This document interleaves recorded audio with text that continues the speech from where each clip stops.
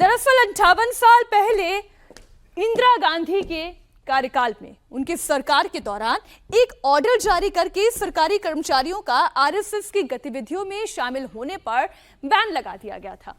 इस आदेश का उल्लंघन करने वाले सरकारी कर्मचारियों को कड़ी सजा देने तक का प्रावधान रखा गया था। लेकिन अब नरेंद्र मोदी ने अपने तीसरे टर्म में आरएसएस को बड़ा गिफ्ट दिया।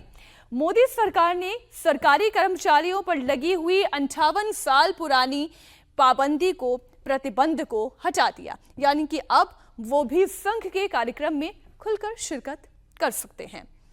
अब मैं आपको उन दोनों ऑर्डर्स की एक कॉपी दिखाती हूं। एक ऑर्डर तब जब 58 साल पहले इंदिरा गांधी की सरकार में जारी किया गया था, और एक ऑर्डर की कॉपी वो जो इसी महीने मोदी सरकार ने जारी किया।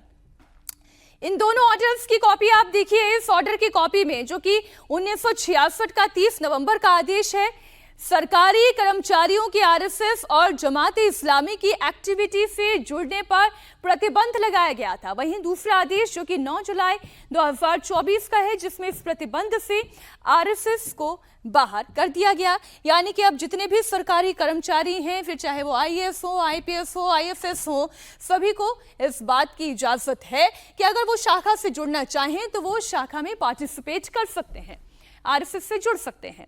9 जुलाई 2024 को केंद्र सरकार ने आदेश जारी किया कि सरकारी कर्मचारी आरएसएस की गतिविधियों में शामिल हो सकते हैं। यह आदेश government India, ministry of personnel public grievances and pension department of personnel and training department की तरफ से जारी किया गया। आदेश पर deputy secretary government of India के हस्ताक्षर हैं। सरकारी कर्मचारियों को संगठन की एक्टिविटी में भाग लेने पर पहले की केंद्र सरकार 3 अलग अलग आदेश जारी कर चुकी है। वो 3 अलग अलग आदेश क्या हैं, वो भी आपके सामने रख दें।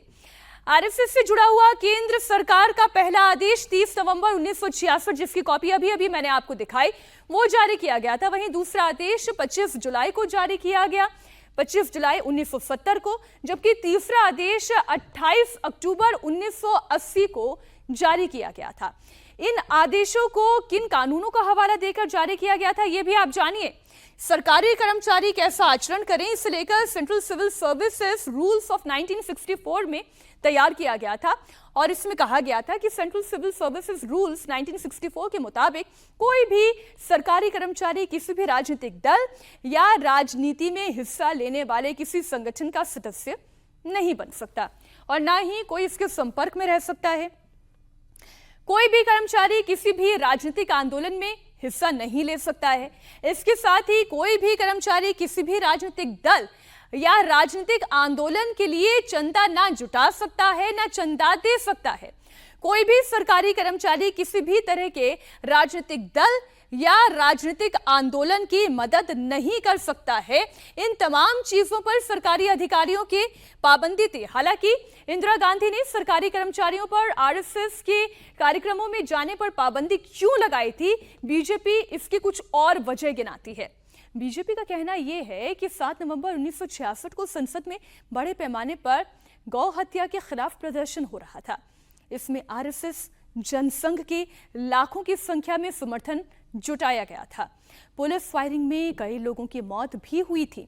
आरएसएस और जनसंघ के प्रभाव के कारण ही कांग्रेस सरकार बहुत आहत हुई थी। इसके बाद इंदिरा गांधी ने सरकारी कर्मचारियों पर बैन लगा दिया कि वो आरएसएस के कार्यक्रमों में नहीं जा सकते। कांग्रेस सरकार का यह फैसला संविधान के खिलाफ था। राष्ट्रीय स्वयंसेवक संघ पर जो प्रतिबंध था कि सरकारी मुलाजिम उसमें भाग नहीं ले सकते हैं, उसको जो हटाया है, मैं उसका स्वागत करता हूं। जो निर्णय कांग्रेस पार्टी ने राजनीतिक कारणों से लिया था, उसका हटना एक स्वागत का निर्णय है, और मैं समझता हूं ये इस प्रकार के देशभक्त और सामाजिक संस्थाओं के ऊपर कांग्रेस पार्टी की सोच जो लगातार नकारात्मक रही है, कांग्रेस पार्टी का रवैया जो राष्ट्रवादी और देशभक्ति के खिलाफ रहा है, इस प्रकार की विचारधारा के लिए भारत में कोई जगह नहीं है और राष्ट्रीय स्वयंसेवक संघ जो एक देशभक्त संस्था है, जो एक सांस्कृतिक संस्था है, जिसका हर स्वयंसेवक देशभक्ति से ओतप्रोत रहता है, उस संस्था में कोई भी व्यक्ति भाग ले उसका स्वागत होना चाहिए।